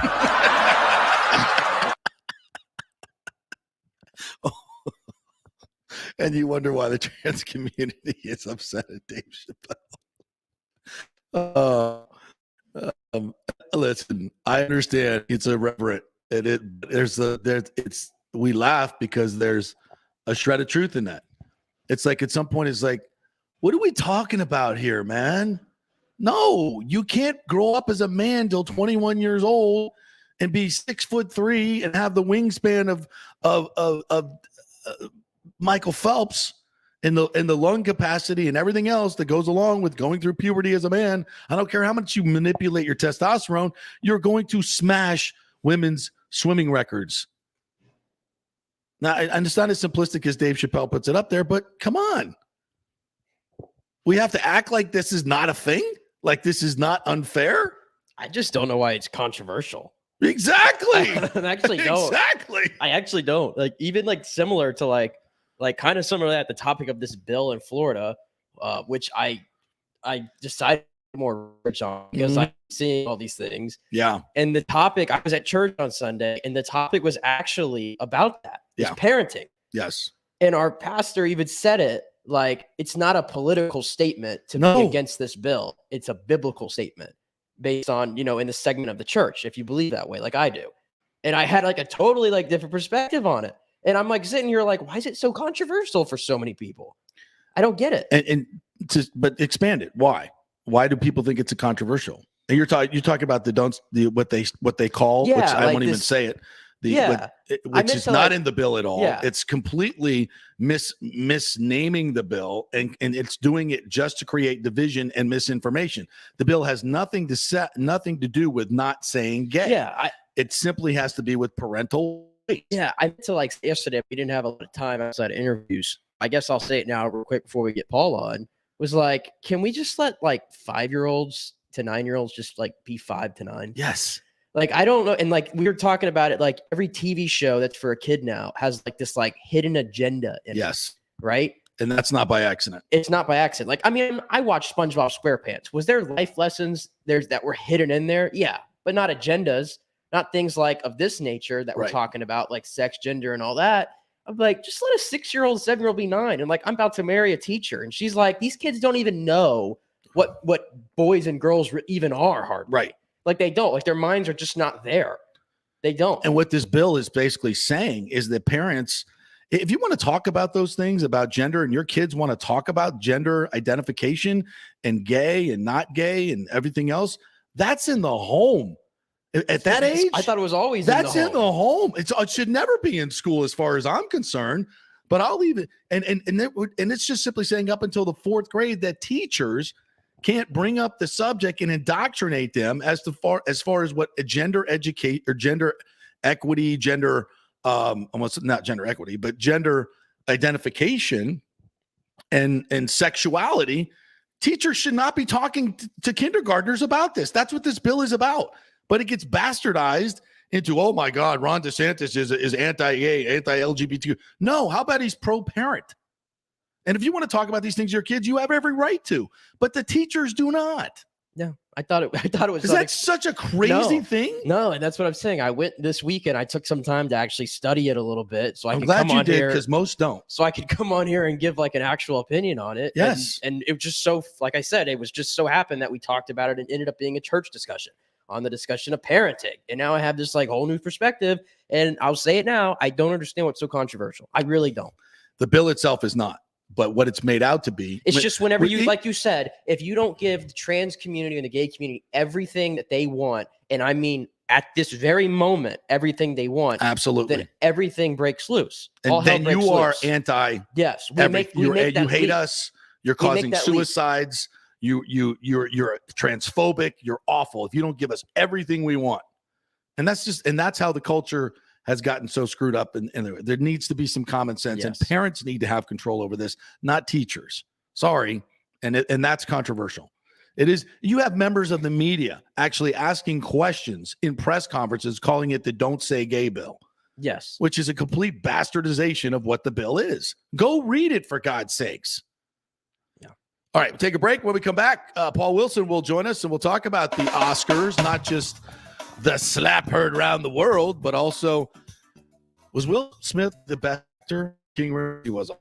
I love Will Smith as an actor. I've always think he's been very underrated. But we'll get a professional's opinion on all these awards. Stay with us.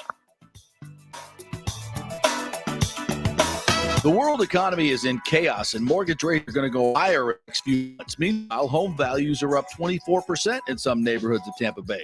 Do not miss this opportunity to refinance your home. Get some much-needed cash to handle skyrocketing inflation and fill up your car. Contact Scott Fitzgerald at American Mortgage Services. Even if you've recently refinanced, Scott can make the deal work because he charges no lender fees like the big boys do. He will also shop your loan around to dozens of lenders and get the best rates and terms. Let them compete for your business. The big banks charge huge lending fees. Customer service is simply a phone number with endless wait times. Scott is local and will personally take your call. Here's his cell phone number. Tell him JP said you could call. 813-294-7595. Scott's done over 3,000 loans, including many coaches and athletes. He will answer your calls and concerns and give you workable strategies to be smart with your money. Reduce your payment. Not just what you make, it's what you keep. 813-294-7595 or email him at scott@amstampa.com. Have you purchased a home in the last 10 years and the stucco is starting to come loose from the upstairs portion? Well, that can cause some serious damage that you can't see until it's too late. Is it becoming an eyesore? Have you contacted the builder and just can't get any relief? That's very common here in Florida. So call the law offices of Christopher Palermo. They can help you. Call 813-221-5636. That's 813-221-5636. He's recovered millions for his clients. The law offices of Christopher Palermo at PalermoPA.com. March Madness.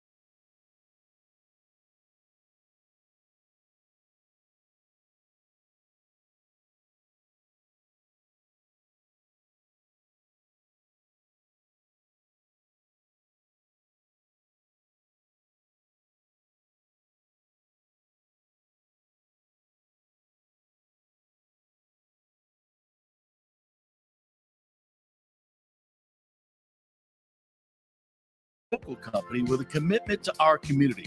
Don't call some 1-800 number. Call Italiano and be greeted by one of your neighbors. That's 813-877-7799 or ItalianoInsurance.com. Named the Small Business of the Year by the Tampa Chamber. 813-877-7799. Let's go. Right now, back to the show with JP on FanStream Sports. All right, welcome back. We got some feedback on our last segment, so I'm going to get to that after we speak to our good friend Paul Wilson, our media critic and superstar actor himself, joins us now. What's up, Paul Wilson? How are you, my friend? I'm just kind of wondering what Chris Rock's chin feels like today. I think he handled it pretty well. It wasn't still understand how, after all the fake fighting you've done in movies, Will Smith, you can't come up with a closed fist and hit. If you're going to hit a guy, hit a guy. That's all I'm saying. I honestly think that was more important for the message to bitch slap him than punch him. I'm not taking Will's side, but that was a pure on bitch slap. It was. You know what? And that's true. So it wasn't kind of like, look, I'm going to kill you and hurt you. It's like, I'm going to send a message to you to keep my wife's name out your fucking mouth. And that's right. What he did. Yeah, that was I mean, this is Ali. I mean, you better believe he knows how to throw a right hook. Yeah, that's right. He was, So, I didn't think of it that way. That's why we bring you on this show to tell. So obviously you were watching it live as I was, right? What was your first reaction?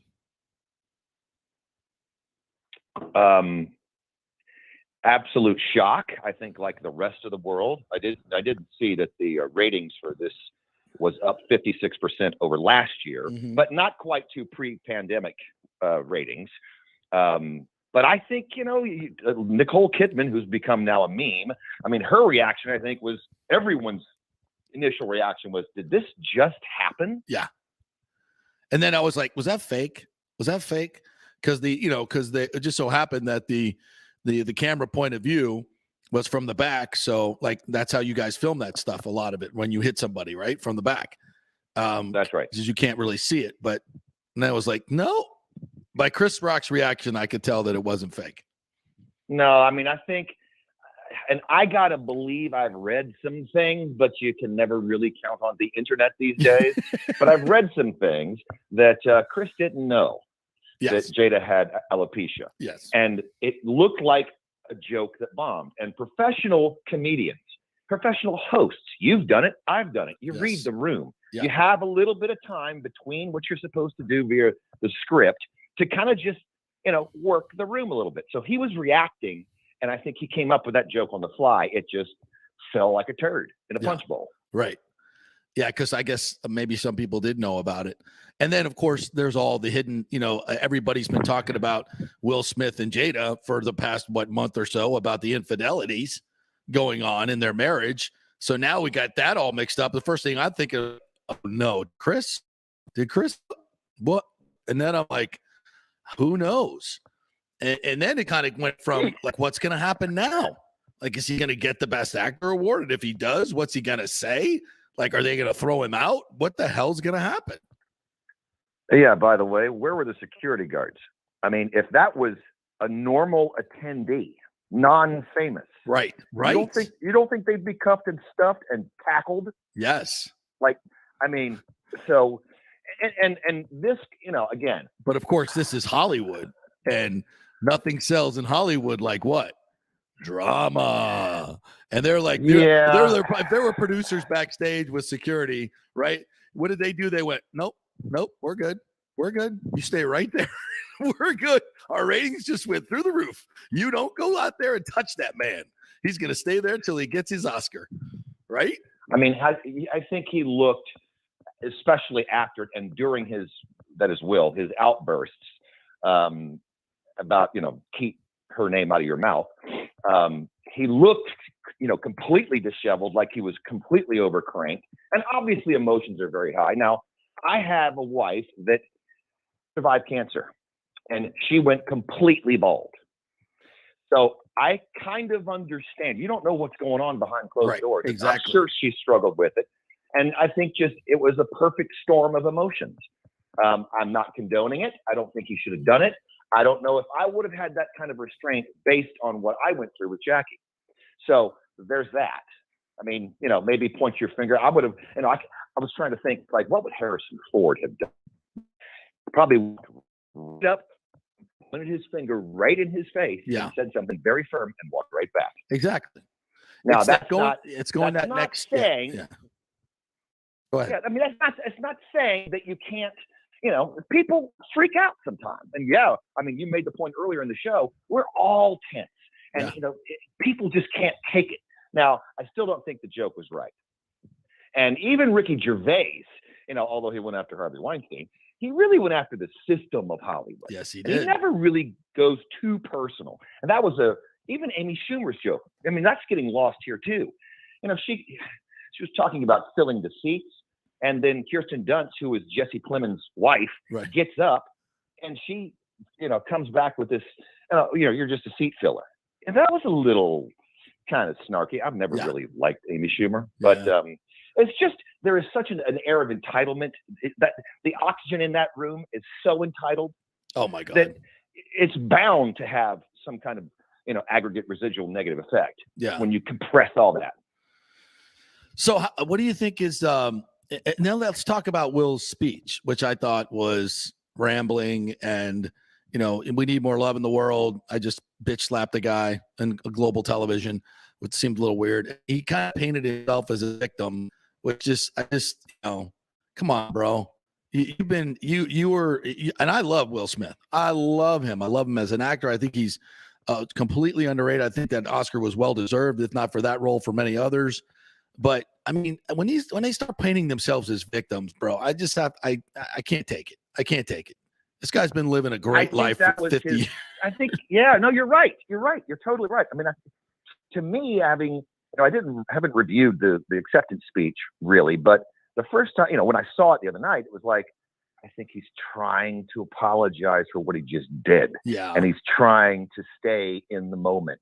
Right. Mm-hmm. And I think those tears were real. I don't think they were fake. No, but I think he knew he just lost his mind. Yeah. And he ruined his own moment. I mean, he's been brewing, he's been lobbying Hollywood. And by the way, I think it is well deserved. And there were some other great performances too that we can talk about later. But, I think he just kind of cracked. People do that. Agreed. All right. So let's talk a little bit about the rest of the show and some of the awards. What grabbed you?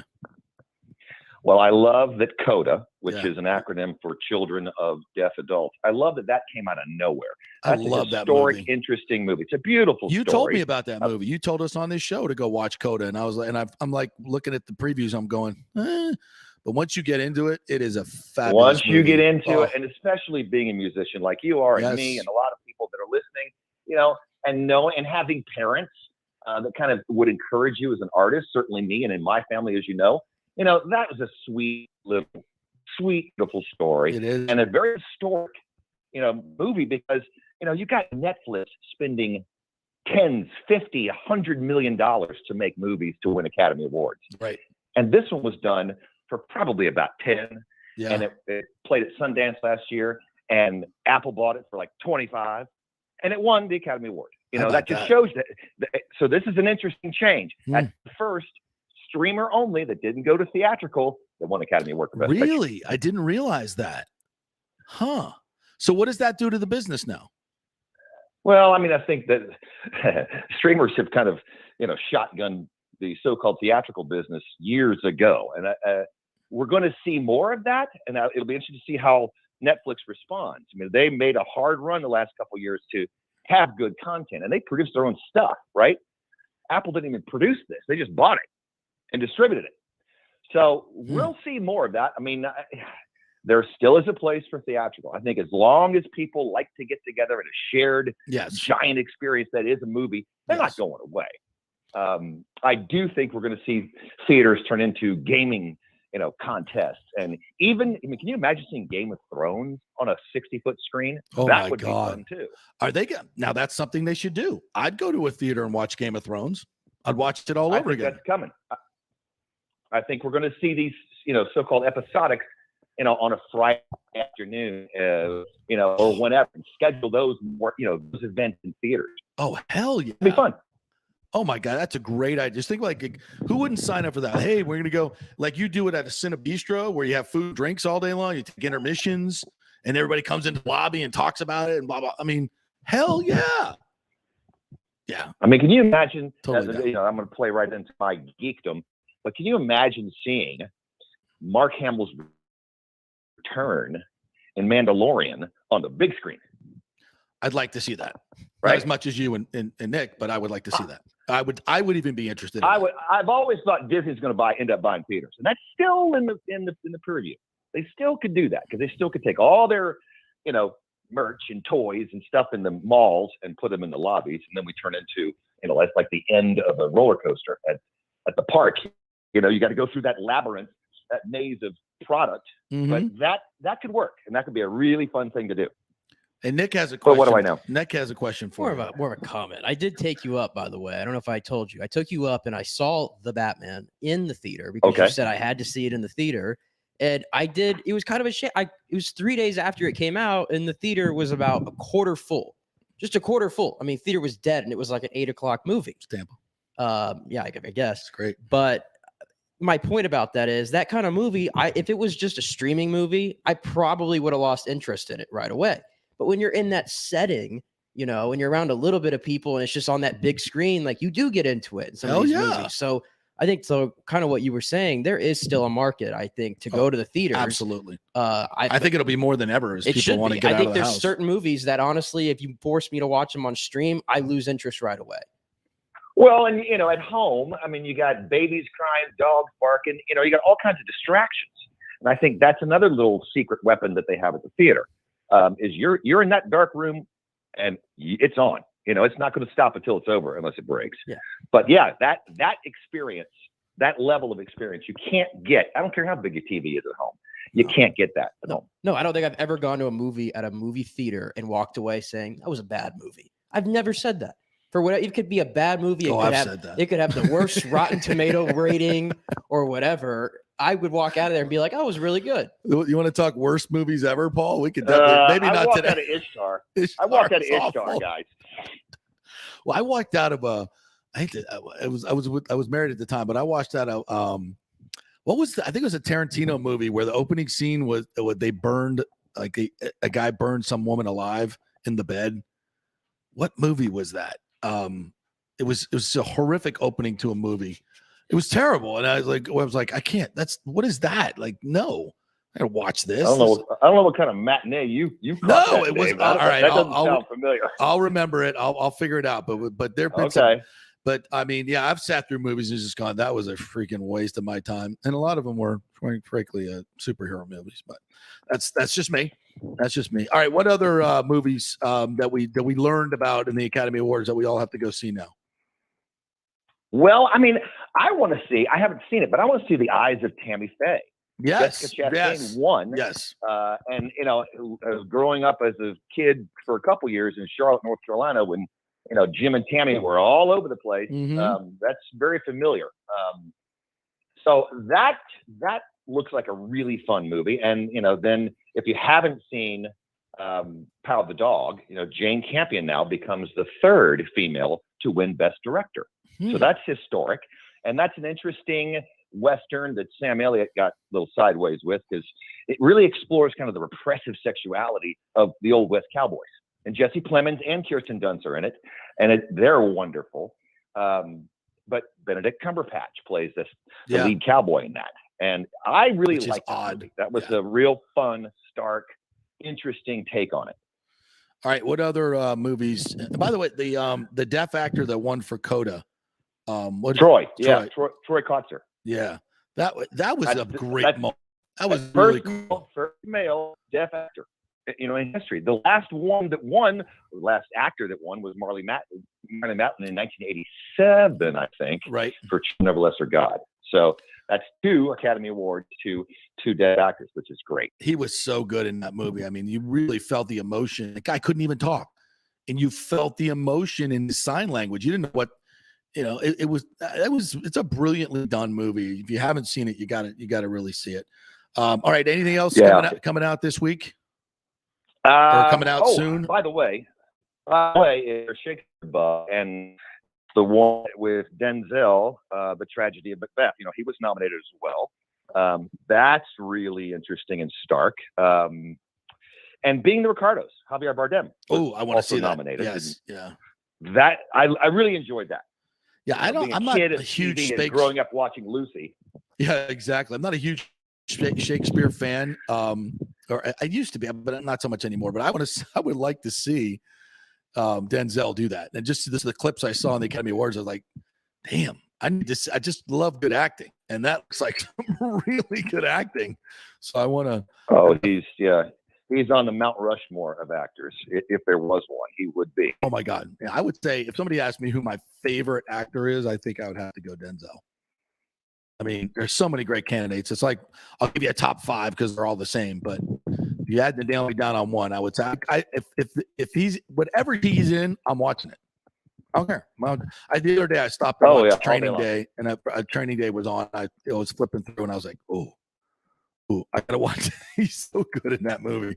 But anyway, all right. Anything else we need to know coming up soon that we got to go see besides your concert? Yeah, I'll be on TV. By the way, April 17th, playing Richard Nixon in Showtime. Oh, that's right. When is that coming out? Not till June, but that's I think it's going to be a really great series that features 3 first ladies: Betty Ford, Michelle Obama, and Eleanor Roosevelt, played by Eleanor Roosevelt is played by what is her name? Gillian Anderson, right, from X-Files, Yes, who was yes. unrecognizable as Margaret Thatcher in The Crown. Right. And then Viola Davis, who's the boss on the project that we work together on, she plays Michelle Obama and is just transformative.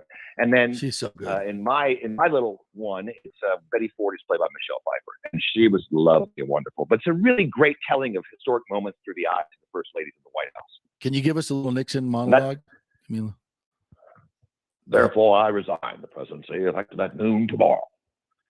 I think that was my line, something like that. Thanks to a thing called YouTube that, I just figured out we didn't have YouTube as a kid. No. So that was really interesting to be able to study that and go, how am I going to do this without being humorous? Because most are funny. Most impersonations are meant to be funny. Yeah, Rich Little. And I didn't want to do that. Richard Nixon, yes. Yeah, it's funny. But not. Oh, yeah, it was cartoony. All right. That's coming April 17th.